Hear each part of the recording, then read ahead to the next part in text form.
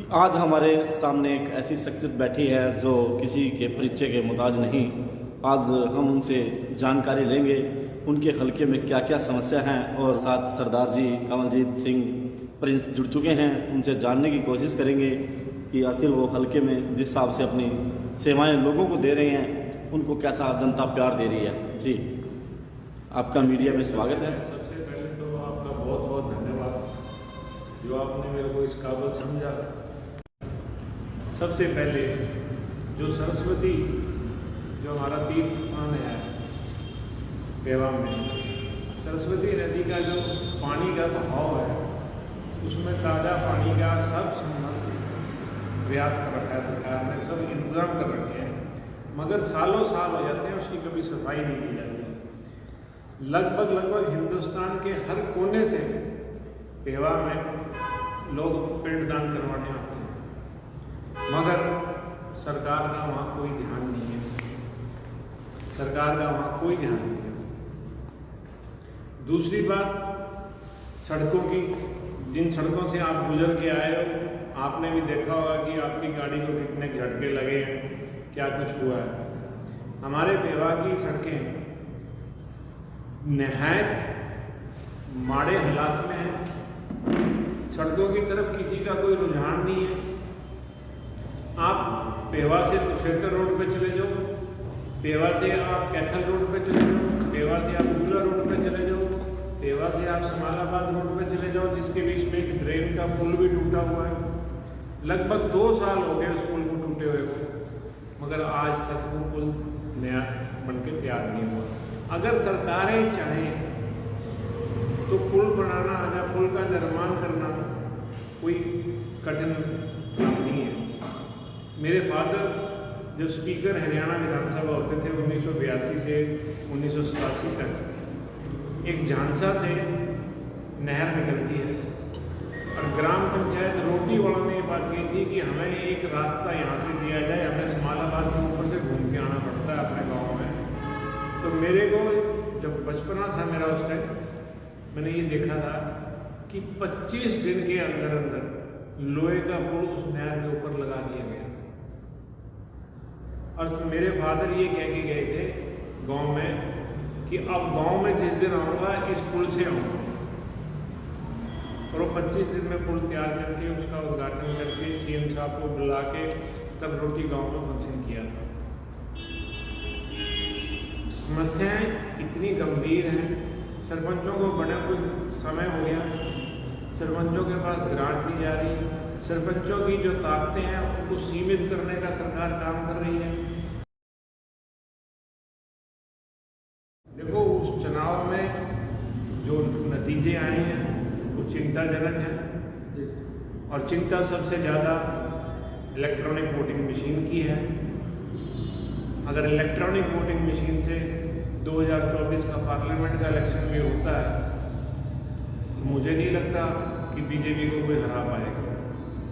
अगर आपके bank accounts hack हो सकते हैं, जो सबसे विकसित देश है दुनिया का अमेरिका अपनी इलेक्शन जो है, प्रेसिडेंशियल इलेक्शन जो है वो बैलेट पेपर पे करवाता है, और हिंदुस्तान ईवीएम पे करवा रहा है। ईवीएम पे क्यों करवा रहे हैं? क्योंकि ईवीएम का इनको गुल पेच आ गया। जी, ये मुद्दा सर काफ़ी टाइम से उठता आ रहा है, लेकिन विपक्षी दलों की अगर बात की जाए, एकता के सूत्र में भी आवाज़ उठा रहे हैं, लेकिन बीजेपी सब पे भारी पड़ रही है। तो इसके बारे में क्या देखती है आने वाले चुनाव? देखो अभी कुछ ही समय हुआ है, 30 तारीख को रिजल्ट आया है जी। अभी सारी पार्टियां समीक्षा कर रही हैं, और मेरे हिसाब से समीक्षा करने के बाद सारी मुख्य विपक्षी पार्टियों को जंतर मंतर पे और इलेक्शन कमीशन ऑफ इंडिया के आगे धरना प्रदर्शन करना चाहिए। धरने प्रदर्शन से कुछ नहीं होता तो वहाँ मरण वर्त तक रखना चाहिए इस ईवीएम को रिप्लेस करके बैलेट पेपर लेके आने। तो बीजेपी कहती है सर, जैसे कि दिल्ली का चुनाव हुआ और बात की जाए पंजाब के चुनाव की, तो वहाँ ईवीएम कहीं काम नहीं करता।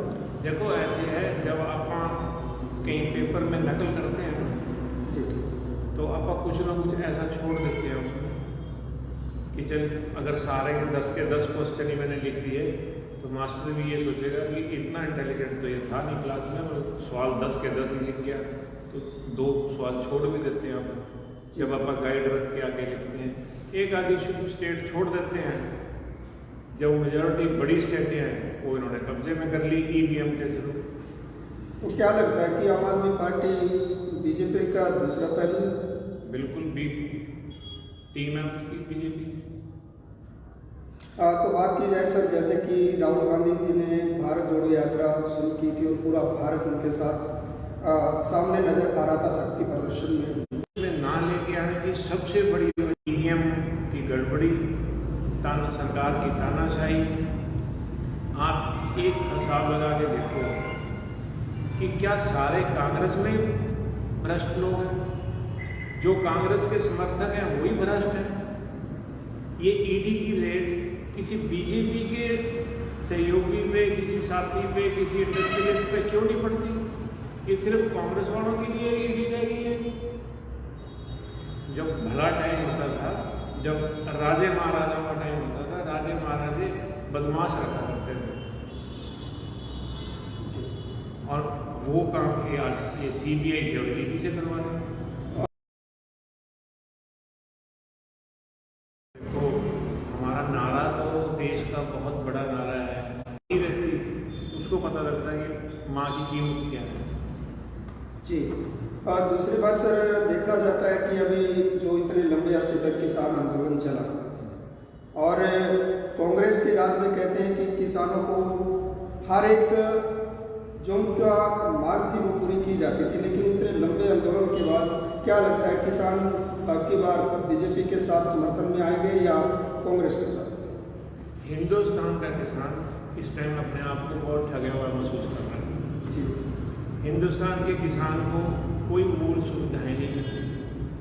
जिस टाइम हिंदुस्तान के किसान की कोई फसल की बिजाई का टाइम होता है, उस टाइम बीज की शॉर्टेज हो जाती है, उस टाइम DAP खाद की शॉर्टेज हो जाती है।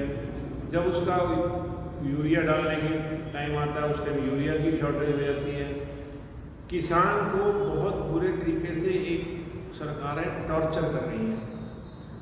पराली के लिए लोगों पर मुकदमे दर्ज किए जा रहे हैं कि आप पराली को आग क्यों लगाते हो, फसल के जो अवशेष बच जाते हैं उसमें क्यों आग लगा रहे हो। सरकार सबसे पहले उसका इंतजाम करके दे, उसके बाद किसान को सर, अगर कांग्रेस पार्टी सत्ता में आती है, इसको ख़त्म किया जाएगा। स्मार्ट मीटर जो बिजली के हैं वो ख़त्म किए जाएंगे और उसके बाद सबसे बड़ी बात यह है कि कोई तानाशाही नहीं है। उद्योग को इतना बुरे तरीके से तंग किया जा रहा है। एक महकमा खड़ा कर दिया, वो महकमा शुरू से ही है वो पोल्यूशन डिपार्टमेंट, मगर आज जिस उद्योगपति को तंग करना हो पोल्यूशन डिपार्टमेंट वालों को देख दो। पोल्यूशन तो अगर अपन ने चाय पी है उसके बाद भी पोल्यूशन है, गैस जली है, गैस में से धुआं उठा है। तो जो इतिहास मेरा और मेरे परिवार का है जी। 1968 में मेरे फादर ने पहला इलेक्शन पुंडरी हल्के से लड़ा। आज भी हमारा जितना पेहवा में लोगों के साथ आना जाना है उतना ही पुंडरी में भी है। 1977 में मेरे फादर ने पेहवा से इलेक्शन लड़ा था, वो रिलेशन भी आज तक हमारा वैसे का वैसे चल रहा है। 1982 में मेरे फादर ने शाहबाद से असेंबली लड़ी थी, शाहबाद वालों के साथ वैसे एज इट इज़ ही मेरा घरेलू संबंध चल रहे हैं उनके साथ। 1991 में मेरे फादर ने पार्लियामेंट लड़ी थी। आप 9 के 9 सेगमेंट्स में जाके पता करके देख लो, सरदार तारा सिंह का नाम लेके देख लेना।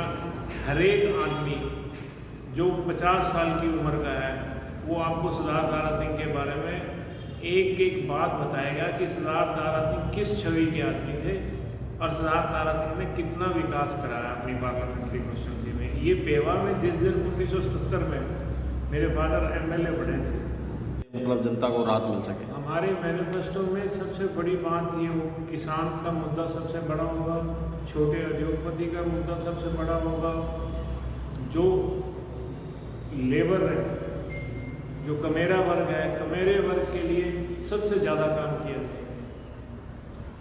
तो सर बात की जाए कि कांग्रेस पार्टी का राज देश में सबसे ज़्यादा है, जो घुमंतु परिवार है या कुछ ऐसे परिवार हैं जो सड़कों के किनारे झुग्गी झोपड़ियों में रहते हैं, सरकार दावा करती है कि रोटी कपड़ा मकान सभी को मिलेगा। आज तक उन परिवारों को रोटी कपड़ा और मकान नहीं मिलता है। देखो, पिछले 10 साल से भारतीय जनता पार्टी की सरकार है जी, और रोटी कपड़ा मकान की गारंटी कर रहे हैं, वो गारंटी पूरी नहीं हुई। इसलिए मैं हम दोनों की बात कर रहे हैं, सिर्फ दोनों पार्टियों पे सवाल है। उस टाइम क्या था, जब कांग्रेस की सरकार थी जी, उस टाइम इंदिरा आवास योजना शुरू की गई थी। जी, इंदिरा आवास योजना में हर गांव में मकान बना, जो होमलेस थे, जिनके पास घर नहीं थे, उनके लिए घर बनाए गए थे।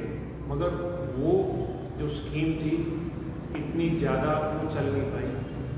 उसमें कोशिश बहुत की सरकार ने, मगर वो निचले लेवल तक उस ये फ्री देना शुरू किसने किया? ये फ्री देना तो कांग्रेस ने शुरू किया। उसमें कोई 1-आधा% इन्होंने बढ़ोतरी कर दी होगी फ्री देने में, मगर फ्री देना तो कांग्रेस ने शुरू किया। तो सर, जैसे जनता ने कांग्रेस को नकारा, आगे बीजेपी सरकार भी कुछ समय के लिए राज करके चली जाएगी, तो जनता हर बार बदलाव फिर क्यों करती है अगर पार्टियां विकास करती हैं? देखो, कांग्रेस ने, जब आप देश आज़ाद हुआ 1947 में, आज़ाद होने के बाद हमारे पास हिंदुस्तान में था क्या? कोई उद्योग नहीं था, कोई कुछ नहीं था। हिंदुस्तान को बुलंदियों पे लाया गया। अब वो बुलंदियां ये अपने नाम लिख रहे हैं। आज बड़े जो सरकारी उद्योग हैं उनको बेचा जा रहा है। आज प्राइवेट जो निजीकरण किया जा रहा है महकमों का। इस पे सर भाजपा कहती है कि पहले यहाँ पर अंग्रेजों ने राज किया, दूसरी कंपनियां आकर यहाँ पर अपना रोजगार चलाती थी। आज हमने अपने देश के उद्योगपतियों को ही अगर रोजगार दे दिया तो इसमें बुरा क्या है? सिर्फ हमने 5 उद्योगपतियों को ही काम देना है, बाकी उद्योगपति नहीं है हिंदुस्तान में। हम सारा काम उन 5 घरानों में दिए जा रहे हैं। उद्योगपति तो बहुत है